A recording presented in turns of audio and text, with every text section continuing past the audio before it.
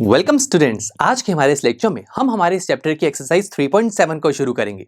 Students, ये एक optional exercise है और ये एग्जामिनेशन पॉइंट ऑफ व्यू से बहुत ही इंपॉर्टेंट होती है और आज के इस लेक्चर में हम इसी एक्सरसाइज का फर्स्ट क्वेश्चन सॉल्व करने वाले हैं। तो चलिए शुरू करते हैं। इस क्वेश्चन में हमसे कहा गया है the ages of two friend Annie and Biju differ by 3 years। तो दोस्तों यहाँ पर टू फ्रेंड्स की बात की जा रही है जिसमें से एक है एनी और दूसरा है बीजू।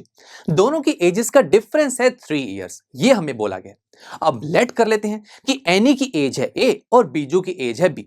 अब इन दोनों एजेस का डिफरेंस मुझे गिवन है 3 years। अब डिफरेंस है तो दोस्तों मैं यहां पर दो काम कर सकता हूं, या तो मैं ये कह सकता हूं कि a माइनस बी 3 है या फिर b माइनस ए 3 है, बिकॉज मुझे थोड़ी ना पता है अभी कि एनी बड़ी है बीजू से या बीजू बड़ा है एनी से, वी डोंट नो। तो फिर हम ऐसा करते हैं, इस कंडीशन में भी दो केसेस मान लेते हैं। पहला केस तो वो होगा जिसमें एनी बड़ी है बीजू से, तो ऐसा केस में हम क्या लिखेंगे, एनी की एज माइनस बीजू की एज। ये जो डिफरेंस है ये हमें गिवन है 3 years, बिकॉज बड़ी एज में से हम छोटी एज माइनस करेंगे तभी तो पॉजिटिव नंबर मिलेगा ना। ऐसे केस टू भी हो सकता है कि बीजू बड़ा हो एनी से, तो ऐसे केस में हम लिखेंगे b माइनस ए इज इक्वल टू 3। सही है, यानी कि हमारे इस कंडीशन 1 से दो इक्वेशंस मेरे पास आ गए। ठीक है, हमने मैथमेटिकली रिप्रेजेंट तो कर दिया हमारी कंडीशन को। अब आगे देखते हैं क्या बोला गया। Annie's father Dharam is twice as old as Annie. तो यहां पर एनीज के फादर की बात की जा रही है जिसका नाम है धर्म। ठीक है, कंडीशन 2, जिसकी एज यानी कि धर्म की जो एज है वो ट्वाइस है एनी की एज से, यही तो बोला गया। Annie's father Dharam is twice as old as Annie, तो Dharam as is equal to हो गया 2a। सही है। उसके बाद क्या बोला गया, and Biju is twice as old as his sister Kathy. अब यहां पर बीजू और उसकी सिस्टर कैथी के बारे में बताया गया कि जो बीजू है ना वो अपनी सिस्टर से 2 times ज्यादा बड़ा है। कैसे लिखेंगे इस चीज को, देखिए बीजूस एज, जैसे मैंने बी लेट किया हुआ है, is equal to twice of Kathy's age. तो चलिए हमने इस चीज को भी मैथमेटिकली रिप्रेजेंट कर दिया। अब आगे बोला गया है the ages of Cathy and Dharam differ by 30। अरे वाह दोस्तों, यहां बोला गया है कि जो एनी के फादर है धर्म और बीजू की सिस्टर कैथी, उन दोनों की एज का डिफरेंस 30 है। अब हमें अभी भी नहीं पता कि धर्म बड़ा है या कैथी। अब मैं धर्म की एज में से कैथी की एज माइनस करूंगा तो 30 मिलेगा, या फिर कैथी की एज में से धर्म की एज माइनस करूं, वी डोंट नो। ये देखिए वही कंफ्यूजन होगी जैसे एनी और बीजू की एज में थी। तो फिर क्या करें, क्या हम यहां पर भी दो केस मानेंगे? नो माय फ्रेंड्स, यहां से हम पता लगा सकते हैं कि धर्म बड़ा है या कैथी। कैसे?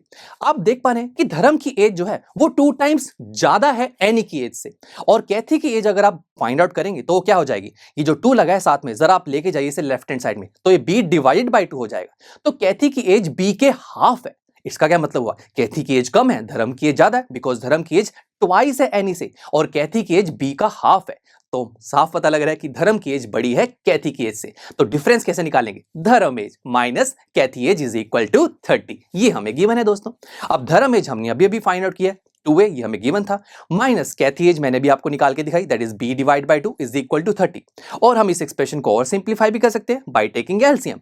लेफ्ट हैंड साइड में जब आप एलसीएम लेंगे तो बनेगा 4a minus b divide by 2 is equal to 30। अब ये जो 2 डिनोमिनेटर में इसको आप ले जाइए राइट हैंड साइड पर, और by using cross multiply operation ये जो 2 है वो 30 से मल्टीप्लाई हो जाएगा, और यहां पर एक और इक्वेशन बन गई, that is 4a minus b is equal to 60। तो देखा दोस्तों, हमें हमारे इस क्वेश्चन में जितनी भी कंडीशन गिवन थी उसे हमने मैथमेटिकली रिप्रेजेंट कर दिया, बट हमें फाइंड आउट क्या करना है, लास्ट में देखिए, find the ages of Annie and Biju.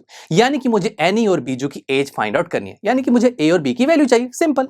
अब स्टूडेंट्स आप देख रहे हैं कि दोनों कंडीशन से हमारे पास जो इक्वेशंस आई हैं वो ए और बी की फॉर्म में ही तो है। अगर मैं इन इक्वेशंस को किसी तरीके से सॉल्व करके ए और बी की वैल्यू निकाल लूं तो पता लग जाएगा कि एनी और बीजू की एज क्या है। तो आइए शुरू करते हैं। ये जो 3 इक्वेशंस बनी है इसे हम साइड में लिख लेते हैं।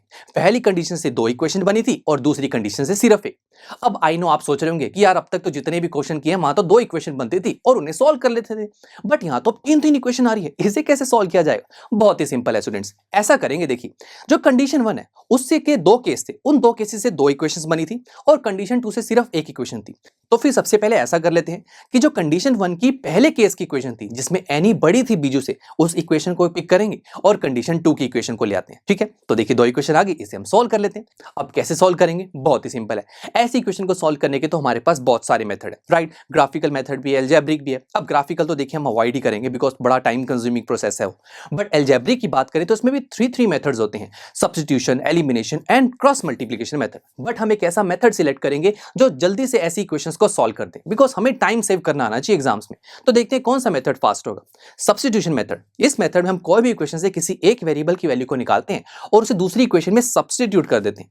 अब देखिए ये जो दो इक्वेशंस हैं, इनमें से आप फर्स्ट इक्वेशन पे लेट से ए की वैल्यू निकालेंगे, फिर उसे दूसरी इक्वेशन में सब्स्टिट्यूट करेंगे, देन सॉल्व भी करना पड़ेगा। थोड़ी टाइम कंज्यूमिंग प्रोसेस तो है। आगे देख लेते हैं एलिमिनेशन मेथड, क्या पता है फास्ट हो। एलिमिनेशन मेथड में दोस्तों हम हमारे गिवन पेयर ऑफ इक्वेशन से किसी एक वेरिएबल को एलिमिनेट या फिर कहीं कैंसिल आउट कर देते हैं, और जिस वेरिएबल को हम एलिमिनेट करना चाहते हैं उस वेरिएबल की टर्म हम दोनों इक्वेशन में सेम बनाते हैं। और दोस्तों यहां पर ऑलरेडी मेरा काम हो चुका है। कैसे? आप देखिए जरा दोनों इक्वेशन में, लेट्स से अगर दोनों इक्वेशन में मैं बी को एलिमिनेट करना चाहता हूं, आप ए को भी कर सकते हैं, बट बी को एलिमिनेट करना और भी आसान। क्यों? बिकॉज मैंने अभी आपको बताया, जिस वेरिएबल को एलिमिनेट करना चाहते हैं उस वेरिएबल की टर्म दोनों इक्वेशन में सेम होनी चाहिए। अगर सेम नहीं है तो सेम बनानी पड़ेगी, और यहां पर देखिए काम हो चुका है पहले, बिकॉज फर्स्ट इक्वेशन में बी वेरिएबल वाली टर्म बी है और सेकंड इक्वेशन में भी तो बी है, दोनों सेम सेम है ना, तो बस आपको एलिमिनेट ही तो करना है। आइए शुरू करते हैं। कैसे एलिमिनेट करोगे? देखो दोनों इक्वेशन को अगर मैं ऐड करूंगा ना, तो देखिए माइनस बी और माइनस बी ये तो ऐड हो जाएंगे, कैंसिल तो नहीं हो जाएगा। ये तो आंसर आएगा -2b। नहीं, मुझे तो कैंसिल आउट करना है ना, तो फिर ऐसा करते हैं सब्ट्रैक्शन करके देखते हैं। सब्ट्रैक्शन से दोस्तों जो सेकंड इक्वेशन है उसके आगे नेगेटिव साइन आ जाएगा। ये नेगेटिव साइन सेकंड इक्वेशन के अंदर आने वाली हर एक टर्म के साइन चेंज कर देगा। अब आइए सब्ट्रैक्शन करते हैं। a - 4a that is -3। जरा देखिए जो सेकंड इक्वेशन में माइनस बी था वो माइनस अब कन्वर्ट हो चुका है प्लस में। अब देखिए दोनों टर्म सेम है, बट इनके साथ लगे हुए साइन अपोजिट है, तो ये कैंसिल आउट हो जाएंगे। आंसर आ जाएगा 0, और यही हम चाहते थे। Is equal to 3 - 60 is equal to -57। तो हमारे पास एक्सप्रेशन क्या बना फाइनली? -3 is equal to -57। तो a की वैल्यू हो जाएगी -57 डिवाइड बाय -3। ऊपर भी माइनस नीचे भी माइनस, सी तो कैंसिल आउट हो जाएगा, और जब 357 को डिवाइड करेगा तो फाइनल आंसर आ जाएगा 19।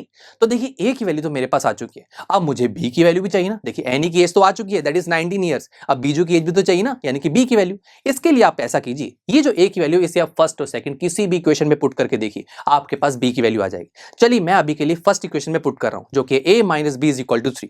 तो जैसे ही मैंने a की वैल्यू को 19 पुट किया तो b की वैल्यू आ रही है 16। तो यहां से दोस्तों हमें पता लगा कि अगर हम हमारे इस क्वेश्चन में ये मान के चलें कि एनी बड़ी है बीजू से, तो ऐसे केस में दोस्तों जो एनी की एज है वो 19 ईयर्स है और बीजू की एज है 16 ईयर्स। साफ पता लग रहा है ना कि एनी की एज बीजू से बड़ी ही तो है। चलिए अब केस 2 की बात कर लेते हैं। एक और केस भी था जब बीजू बड़ा था एनी से। आइए शुरू करते हैं। अब जब बीजू बड़ा था एनी से, तो ऐसे केस में हमारे पास कौन कौन सी इक्वेशन बनी थी?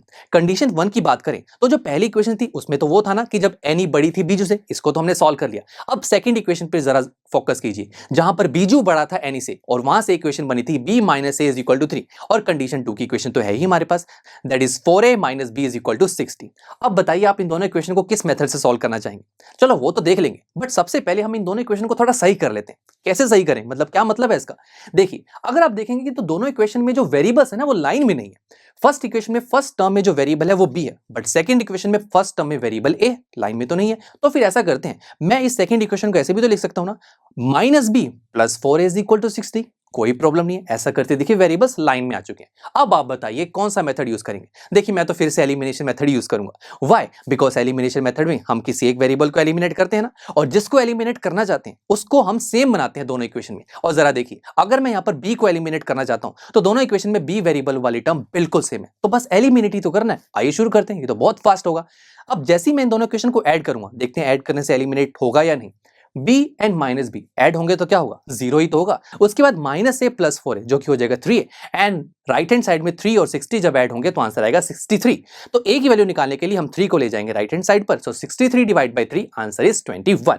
तो सही है, एनी की एज हमारे पास आ गई 21 ईयर्स। अब मुझे बीजू की एज भी फाइंड आउट करनी है, तो इसके लिए आप a की वैल्यू को फर्स्ट या सेकंड किसी भी इक्वेशन में पुट कर दीजिए, आपके पास b की वैल्यू आ जाएगी। तो चलिए मैं फर्स्ट में पुट कर रहा हूं, दैट इज b - a = 3। तो जैसे ही मैंने a की वैल्यू को यहां पर 21 पुट किया तो b की वैल्यू आ रही है 24। तो यहां से दोस्तों ये पता लगा कि अगर हम हमारे इस क्वेश्चन में ये मान के चले कि जो बीजू है वो एनी से बड़ा है, ऐसे केस में एनी की एज है 21 और बीजू की एज है 24। और देखिए हाँ बीजू की एज बड़ी ही तो है एनी की एज से। तो दोस्तों दोनों केसेस से हमारे पास दो दो आंसर्स आ रहे हैं। पहला केस जब एनी बड़ी है बीजू से, तो उस केस में एनी की एज 19 है और बीजू की एज 16। दूसरा केस जब बीजू बड़ा है एनी से, तो उस केस में एनी की एज है 21 और बीजू की एज है 24। तो बस दोस्तों यही हमें फाइंड आउट करना था। चलिए अब मिलते हैं आपसे नेक्स्ट लेक्चर में, जहां पर हम हमारी इसी एक्सरसाइज का क्वेश्चन नंबर 2 सॉल्व करेंगे। आई एम श्योर स्टूडेंट्स आपको ये लेक्चर काफी पसंद आया होगा और ऐसे ही मजेदार तरीके से अपने हर एक कॉन्सेप्ट क्लियर करने के लिए डाउनलोड कीजिए पीयू स्टैक ऐप को, जहां पर आपके पास और भी बहुत सारे ऑप्शंस होंगे, जैसे कि back exercise solutions, tip videos, sample papers and much more. So what are you waiting for? Download the app now.